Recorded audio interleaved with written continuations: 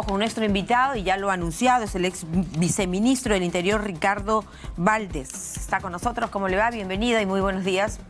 Señor Buenos días. Valdés, ¿cómo Buenos está? días.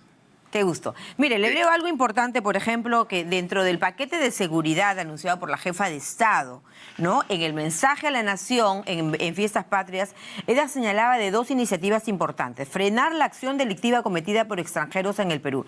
La primera es incluir en el Código Penal la expulsión en casos de flagrancia delictiva, y la otra es aplicar como pena la misma figura a aquellos que reciban condenas suspendidas o condicionales. La pregunta acá es si ha tenido esto el eco para que el Congreso otorgue, sobre la base de 33 normas, las facultades que pide pues el Ejecutivo. Un Congreso que está todavía poniéndose de acuerdo si su presidente es legal o no. Entonces, ¿qué va a pasar mientras tanto? No nos da tregua a la inseguridad ciudadana. ¿Qué opina? Mire, la medida planteada por la presidenta es una de tantas, como usted bien ha mencionado. Hay muchas otras cosas que se pueden hacer para combatir la inseguridad ciudadana desde el Ministerio de Interior y desde la Policía Nacional. Definitivamente hay que hablar que en caso de flagrancia estaríamos a puntos graves, porque creo que expulsar a un extranjero que ha cometido un delito grave y así se le capture en flagrancia, él tendría que ser procesado necesariamente en el Perú. Porque de lo contrario, una persona que ha cometido un asesinato, un homicidio, y es capturado en flagrancia, y yo lo expulso, lo estoy premiando. No sé si me dejo entender. Por lo tanto, lo que tendría que aplicarse en todo caso sería para delitos menores o faltas, y corroborado además con otras circunstancias que se encuentran perfectamente ya establecidas en nuestra ley de migraciones. Hay una serie de elementos, y esto, la verdad, se lo digo con toda franqueza: cualquier país del mundo tiene el derecho, y lo hace así, de protegerse frente a situaciones o personas que no representan una seguridad para el país. Claro. Pero sobre la base de esa tesis o de esa opinión respetable, si se le detiene a la persona por flagrancia y el Ejecutivo está planteando retirarlo del país, expulsarlo, y usted señala que tendría que ser juzgado acá, entonces tendremos que seguir hacinando los penales y las cárceles. Cuando se trata de ir, sí, porque como usted comprenderá, nuestras fronteras, denominadas fronteras porosas, son 7.000 kilómetros de fronteras lo que tenemos, por cierto. No todas se controlan. Solamente en el pase de Tumbes hay cerca de 50 a 70 pasos informales donde se paga para controlados. Entonces, si yo expulso a un asesino a Venezuela, que además hay ciertas normas que también tienen que producirse, pero subo un avión y los despacho, eso no funciona así. Hay una serie de normas internacionales que también tienen que cumplirse y tienen que ser recibidos. Entonces, hay que explicarlo esto en su verdadera dimensión y en su contexto. Claro. Delito grave, necesariamente, procesado acá, y si es declarado culpable, tiene que estar en los penales. Claro. En estos momentos hay 90.000 internos y 1.000 son venezolanos. Eso significa que el hacinamiento está por el lado peruano, no por el lado extranjero. Claro, se ha hablado por parte de la policía, señor Valdés, un poco de la ferocidad, ¿no es cierto?, de los extranjeros en nuestro país en materia de criminalidad. No sé si usted tiene una opinión al respecto. No, sin duda hay una gran ferocidad, y esta ferocidad además viene siendo compartida no solamente por venezolanos, sino criminales, hispanos también incluso, ¿no? O sea, hay varios ejemplos que podrían darse, que lo estamos viendo. Yo me encuentro en estos momentos en la ciudad de Iquitos, y aquí hay una serie de casos, de hechos relacionados con trata de personas y con homicidios que se producen en zonas como en la provincia de Castilla, asociados además al narcotráfico y a la trata, y en donde no solamente hay delincuentes peruanos, también hay delincuentes brasileños. Con esto quiero decirle, en realidad el problema de la criminalidad no se va a resolver de un día para otro, en primer lugar. En segundo lugar, como bien dijo la presidenta de la República cuando hizo sus declaraciones, de todos los detenidos a lo largo del primer semestre, el 7% eran extranjeros y el 93% eran peruanos. Por lo tanto, creo que es un enfoque sesgado mirarlo todo hacia el lado del delincuente extranjero. Hay que trabajar sobre ese aspecto, sí, hay que expulsar bajo nuestras normas migratorias a quienes se encuentren en falta también, hay que procesar a quienes delinquen de manera grave, sí, y hay que internarlos como está, por ejemplo, Mamut, en un penal de alta seguridad como Chayapalca. Claro, pero igual a lo que me refiero es que seguimos hacinando y los penales, los centros penitenciarios, sobre la base de lo cual se trabaja en tema de presupuesto, ¿no es cierto? En tema de, evidentemente, seguir gastando recursos del Estado. Hay muchos que están solicitando el modelo Bukele, ¿no? De Nayib Bukele, aplicado en El Salvador. Lo ha pedido el propio presidente del Poder Judicial, ¿no es cierto? El congresista Guerra García, entre otras personas que se lo preguntan incluso al premier en conferencia de prensa, se lo han preguntado también ya al ministro del Interior. ¿Qué opina usted? Sí. Bueno, mire, precisamente uno de los pilares del plan Bukele es la construcción de cárceles nuevas que puedan hacinar, digamos, a alojar, no hacinar a la mayor cantidad de, digamos, no sé si decirle procesados, pero a la mayor cantidad de pandilleros, ¿no?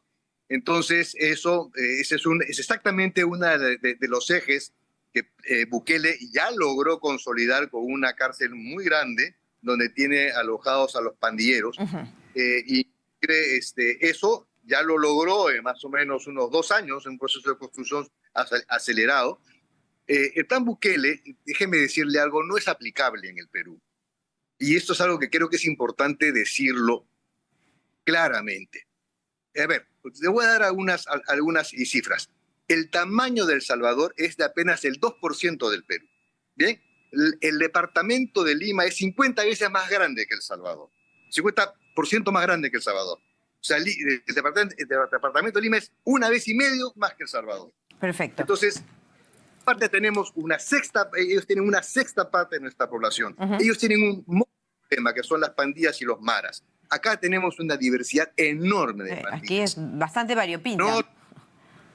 Enorme cantidad de delitos, porque tenemos un país bastante más grande con una serie de problemas. No tienen en El Salvador los problemas que tenemos acá de trata de personas, de tala ilegal, de minería ilegal, de narcotráfico, de tráfico de terrenos, y ni tampoco tienen en El Salvador... Ya. Y el concepto de mano dura, ¿cree usted que acá, a ver, cómo lo ve? ¿Está funcionando? ¿Está un poco tibio? De pronto sabemos que somos dos países totalmente diferentes, pero le pregunto por el modelo en el sentido de que está siendo eficiente al haber colocado a las pandillas especialmente, ¿no? En un inmenso, un mega penal, digámoslo así, ¿no es cierto? Pero está dando resultado en la lucha contra. Acá la lucha contra la inseguridad ciudadana pareciera que no.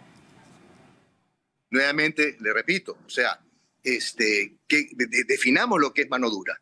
Si usted me dice que mano dura es la aplicación inflexible de la ley, yo estoy de acuerdo.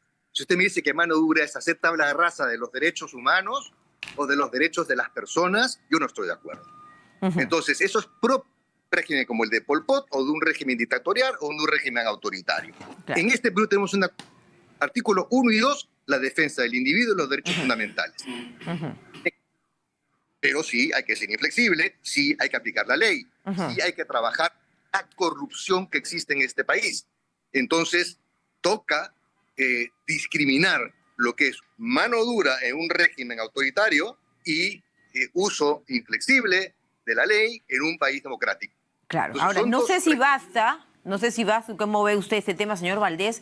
El hecho del número de policía, de comprar patrulleros, de fomentar, digamos, las mayores facultades que puedan tener los serenos, ¿no es cierto? Porque lo cierto es que la delincuencia no da tregua a cualquier hora del día, y más aún si hay jueces que sueltan a personajes que, por ejemplo, pertenecen al Tren de Aragua. ¿Ahí qué opina? Hablando del plan Bukele, esto se fundamenta en el control territorial. Territorial es algo en el cual viene fallando la Policía Nacional junto con el Serenazgo, que quizás es quienes mejor aplican el control territorial. Entonces, todo aquello que se pueda facilitar a nivel de control territorial es bienvenido, y eso hay que ampliarlo. Creo yo que en el aspecto de la Policía de Orden y Seguridad, eso va a tardar al menos 1 año, y sin embargo podría resolverse desde el Ejecutivo mañana, si así lo dispone el Ministerio del Interior o la Policía Nacional, adelantando el egreso de los suboficiales que están formándose por 3 años, en los que en su 3er año ya podrían ir saliendo a las calles con este plan. Lo otro que podría hacerse para tener más policías en las calles y mejor control territorial es cambiar el régimen o la modalidad laboral que opera en las comisarías, donde seguimos funcionando con 24/20. Eso también tendría que modificarse, se puede hacer también mañana. Entonces, no hay necesidad de este tercer estamento, que no está dentro de la carrera policial, que es una cosa extraña, que es una especie de serenajo con armas, cuando tiene la solución el gobierno, sin tener que esperar un año, pues se puede hacer el día de mañana. Ya, entonces en esa sería parte de la solución, ¿no? Pero, ¿y el ejército? Muchos le piden al Ejecutivo, al Ministerio del Interior, que las Fuerzas Armadas ayuden en el control de la inseguridad ciudadana y también fomentar el desarrollo de seguridad en nuestras fronteras. ¿Ahí qué opina? ¿No va por ahí? A ver, es como le digo, aquí tenemos un problema en Loreto, en el río Putumayo, y tenemos un serio problema también en el Amazonas, por ponerle un ejemplo, ¿no? ¿Qué pueden hacer las Fuerzas Armadas? Pues potenciar mejor el patrullaje con las naves de la Marina en estas zonas donde permea y pasa los remanentes de las... Y, por ejemplo, Comando Vermelho Brasil, que son los que están manejando la minería ilegal y el narcotráfico, y que dan una serie...